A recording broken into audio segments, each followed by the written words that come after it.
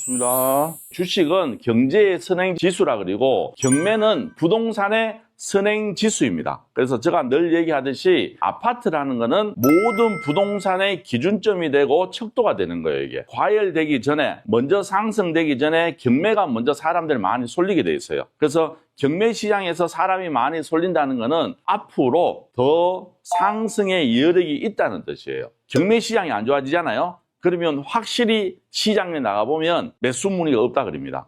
그래서 경매 시장만 잘 보더라도 지금 시장의 흐름을 잘 파악을 할 수 있다 이 말입니다. 그러면 이렇게 경매가 치열할 때는 경매가 수익이 많이 날까요? 공매가 수익이 많이 날까요? 왜 공매가 수익이 더 날까요? 왜 경쟁이 없을까요? 어려워서. 맞습니다. 경매와 공매의 차이점 중에 하나가 공매가 온비드나 옥션 사이트를 보더라도 자료가 거의 없어요. 옥션 사이트를 보면 너무 쉽게 풀어놨잖아요, 요즘은. 그러다가 공매를 보려고 하니까 어려움이 있는 거예요, 이게. 있던 게 없으니까. 그렇죠? 그런데 압류 공매도 공매지만 공매 시장 안에서도 또 다른 게 있죠. 국유재산도 있고 거기에서 또 신탁이라는 게 있습니다. 신탁은 압류재산보다는 더 자료가 없어요. 그러면 생각해 봅시다. 똑같은 물건이 1억짜리 물건이 있다고 가정하에 했을 때 경매로 낙찰받는 게 쉬울까요? 압류재산 공매로 낙찰받는 확률이 더 쉬울까요? 아니면 자료가 아예 없는 신탁 공매로 하는 게 더 쉬울까요? 쉬운 거는 신탁 공매가 더 쉬워요. 그러면 사람들이 별로 물건이 많지 않은 거 아니에요? 대부분 이렇게 오해할 수 있는 게 신탁 공매예요. 그러면 옥션 사이트를 보면서 제가 설명해 드릴게요. 경매가 지금 총 몇 개 진행하고 있을까? 여러분들도 댓글에 한번 써주십시오. 25,000개. 아이고 너무 가셨다. 보신 것처럼 25,500개가 진행되고 있습니다. 25,500개라는 거는 이게 개수가 지금 엄청 늘어난 거예요. 2022년, 2023년 초만 보더라도 12,000개, 10,000개까지 나올 때도 있었어요. 그때 비하면 지금 거의 배가 늘어났죠. 그리고 앞으로는 확실히 더 늘어날 거예요. 우리 신탁을 한번 봅시다. 몇 개 있는지. 온비디오 들어가셔서 보시면 두 종류가 있는데 수의 계약해야 될 물건이 지금 12,075건이 있고 그리고 지금 진행되는 걸 볼게요. 진행되는 거. 보시면 3,478건. 그럼 두 개 합치면 몇 개예요? 15,000개예요. 15,000개. 우리가 이렇게 경쟁을 치열하게 하는 경매가 2만 개, 신탁 공매가 15,000개. 그런데 앞으로 신탁 공매로 넘어올 물건들이 어마무시하게 지금 대기하고 있어요. 제가 봤을 때는 앞으로 한 1년 안에는 신탁 공매 개수가 경매 개수를 추월할 겁니다. 이 거의 확실시돼요. 왜냐하면 저희들은 이제 금융기관들하고 많이 만나다 보니까 지금 신탁사 부실나서 넘어올 물건이 너무 많대요, 지금. 정체돼 있대요, 정체.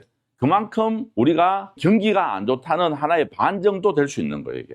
신탁이라는 게 이제 뭔지부터 우리가 한번 알아볼게요. 신탁 공매란 원소유주가 신탁 대출 설정 이후 신탁은 이제 맡긴다는 뜻이에요, 맡긴다는 거. 대출 이자를 갚지 못할 경우에 매각하는 게 신탁 공매예요. 그럼 주관사가 누가 되죠? 신탁사가 되는 거예요, 이게. 우리가 요즘 경매로 낙찰받으면 일반 가계대출이 있고 사업자 대출 받잖아. 근데 사업자 대출 받을 때 거의 신탁사 대출 받잖아. 그러면 내가 신탁사 대출 받았다 생각하시면 돼요, 그냥 단순하게. 왜 우리가 신탁사 대출 받아요? 대출 비율을 높이기 위해서. 투자금은 작고 대출 비율을 높이기 위해서 우리가 신탁사 대출 받잖아요. 이게 똑같은 얘기예요. 그러면 대부분 사람들이 대출 비율을 높이기 위해서 신탁 대출을 받은 거고 대출 받아서 이자를 못 내면 어떻게 됩니까? 원래는 경매를 쳐야 되는데 신탁사 통해서 돈을 빌렸기 때문에 이게 신탁사 공매로 넘어갑니다. 내가 예를 들어서 아파트 하나 낙찰받았는데 신탁사를 통해서 낙찰가에서 80% 대출 받았어요. 그런데 내가 이자를 납부를 못해. 그럼 어떻게 돼요? 경매로 넘어가는 게 아니고 신탁사 공매로 넘어가는 거예요, 이게. 그러면 대부분 누가 신탁사에 대출을 받느냐? 경매로 낙찰받는 사람들 거의 100분의 1도 안 돼요. 그럼 누가 이런 대출을 받느냐 하면 건축하는 사람들이 대부분 받아요. 건축하는 사람들이. 상가 분양할 때 돈을 내가 누구한테 줍니까? 분양사에 돈을 줍니까? 신탁사에 돈을 줍니까? 신탁사에 돈을 주지. 돈을 맡겨놔야 되니까. 왜냐하면 시공하는 애들 돈 주고 도망가면 어떡해.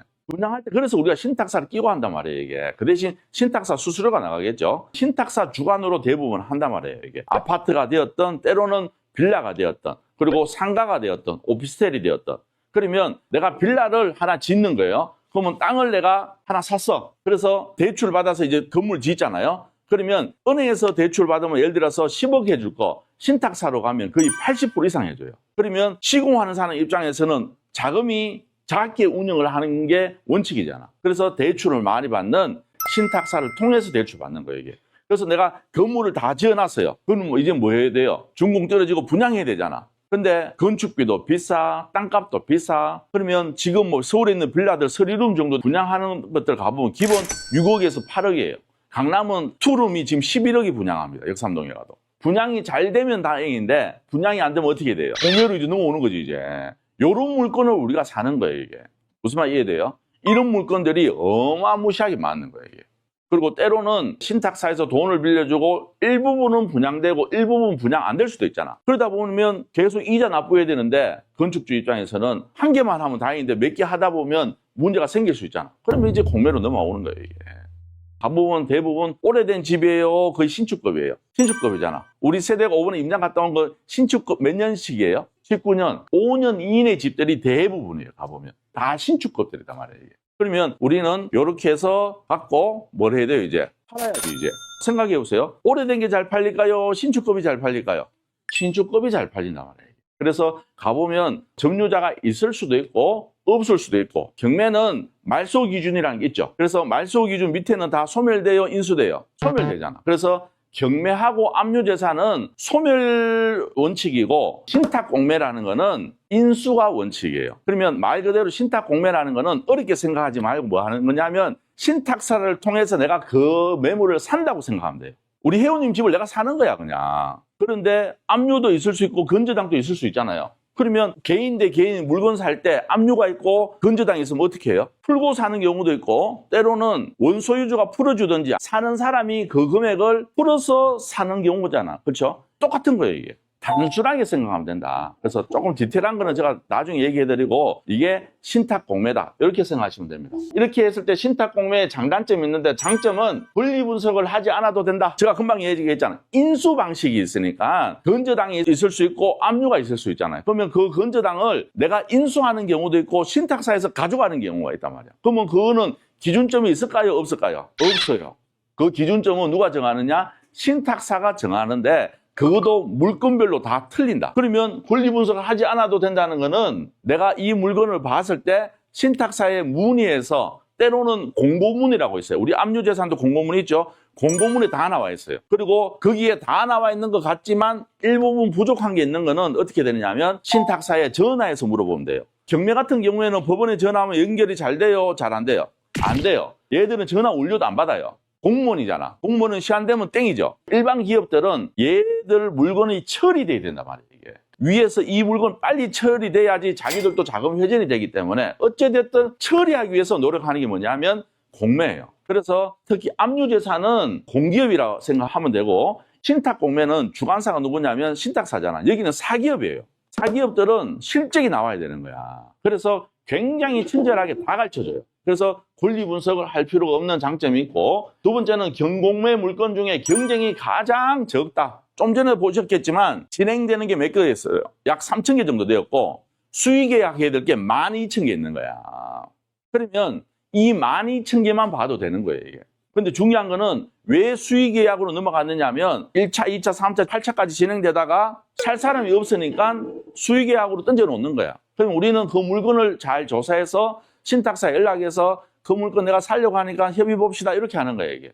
너무 쉽죠. 경쟁이 아닌 거예요. 이건 가서 계약서 쓰고 갔다 오면 되는 거예요 이게. 이만큼 쉬운 게 신탁공매인데 중요한 거는 자료가 없기 때문에 사람들이 못하는 거예요. 자료가 없기 때문에.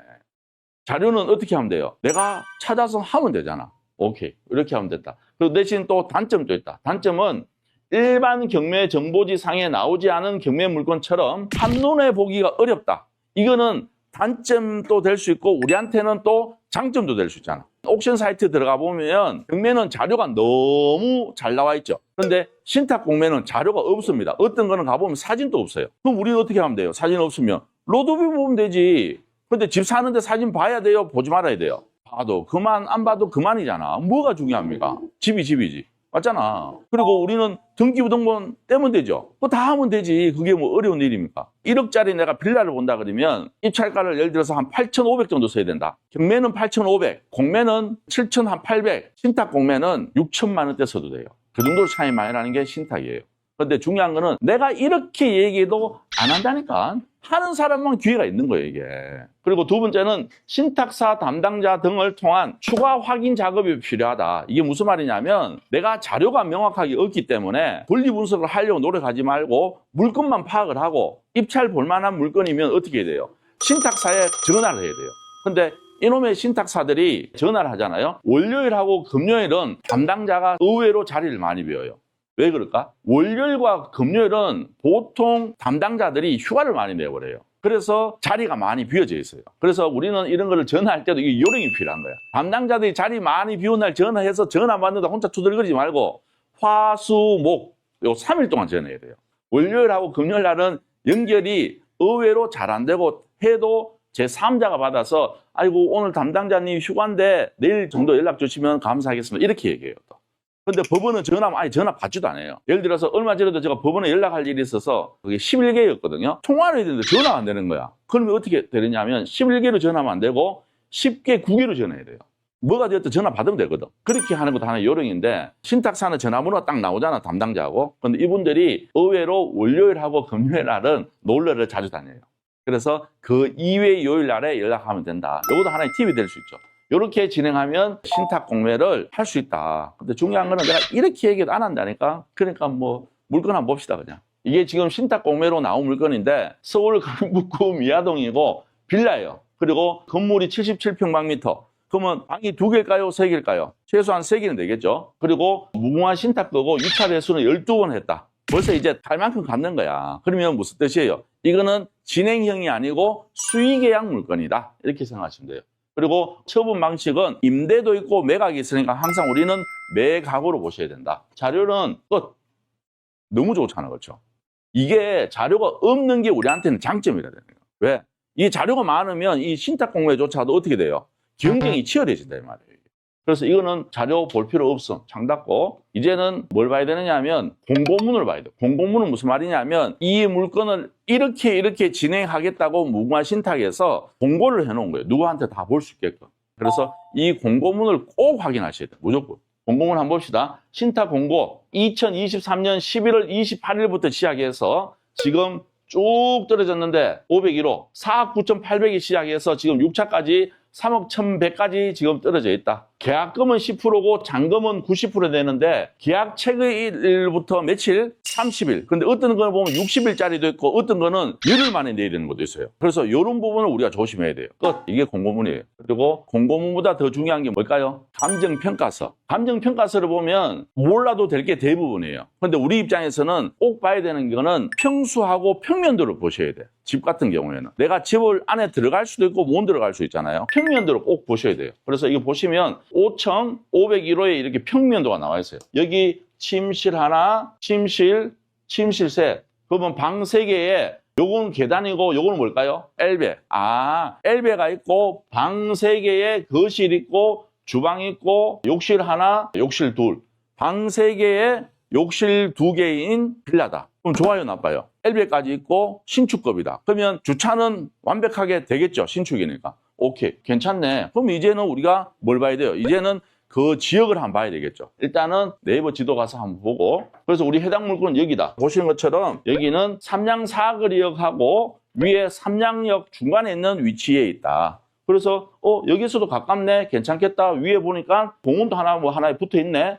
우리는 삼양마을공원 바로 밑이구나. 개발 계획이 있는지 확인해 봐야 되겠죠. 그러면 이제 어디로 해야 돼요? 아실로 들어가면 돼요. 아실에는 또 장점이 뭐냐면 공매하고 경매는 나오는데 신탁 공매는 안 띄워요. 그게 우리한테 단점이에요, 장점이에요? 장점이라니까. 나쁘게 생각하면 다 단점이고 내가 좋게 생각하면 다 장점인 거예요, 이게. 이거는 단점이 아니고 뭐다? 장점이다. 왜? 남들하고 똑같이 경쟁하면 내가 먹을 게 없다 이 말이에요. 근데 얘는 뭐예요? 내가 눈만 크게 뜨면 다 우리가 할 수 있는 거잖아. 그래서 보니까 우리 삼양마을 바로 밑이 여기였잖아. 그리고 지금 여기가 뭡니까? 신속통합기획 선정이 되었고 재개발 미아동 79-2882번지 일대에 우리 물건이 속해 있다 안 속해 있다? 속해 있는 물건이다. 그러면 조사할 만한 물건이에요? 굳이 할 필요 없는 것 같아요. 해도 되는 거예요 이게. 그러면 요거 부동산 전화조사 해보고 최저가 3억 1천만보다 지금 매각할 수 있는 금액이 높다. 그럼 어떻게 해요? 그러면 전화조사하고 현장 가서 시세 알아보고 이제 무궁화 신탁살로 그냥 달려가면 돼요. 그럼 끝. 경쟁이 있어요, 없어요? 없어요. 경쟁은 누구다? 옆에 있는 사람이다.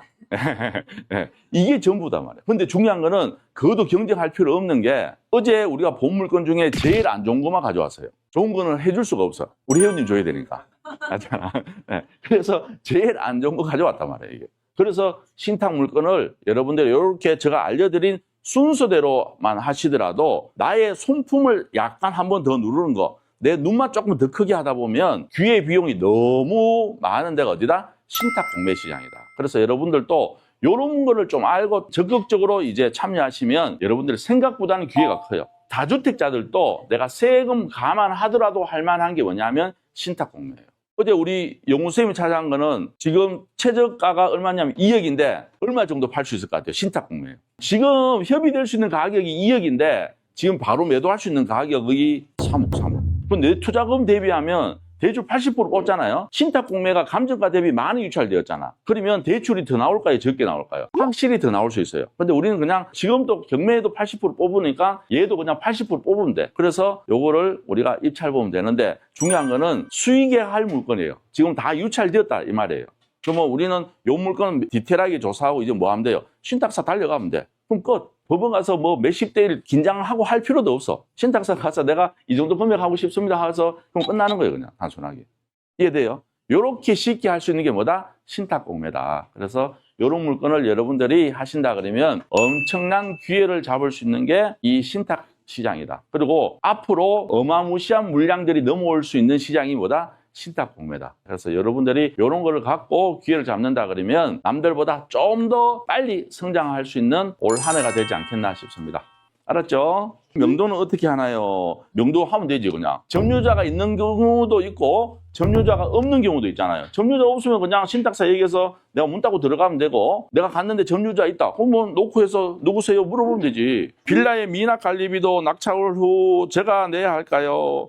빌라의 미납 관리비는 원래 뭐 청소 비용 뭐 이런 건데 2년 해봤자 얼마 안 돼요. 몇십만 원이고 1, 20만 원인데 그거 돌라면 주세요 그냥 주민들끼리. 원칙으로는 안 줘도 되는 게 맞는 거예요 이게. 정말로 보물 찾기네요. 보물 찾아야죠. 이게 경매도 결론은 누가 빨리 많은 물건을 보고 그 물건을 기준으로 누가 정확하게 조사를 하고 입찰을 보느냐 이 싸움이에요. 그런데 없는 자료를 갖고 내가 하기 때문에 더 큰 수익을 줄 수 있는 게 신탁 공매인 것 같아요. 그래요. 이렇게 하고 또 수업을 해야 되니까 오늘 여기서 마무리하도록 하겠습니다. 자, 오늘 수고하셨고 좋은 기회를 찾으시기 바라겠습니다. 지금까지 드낙찰 옥션 김멘토였습니다. 감사합니다.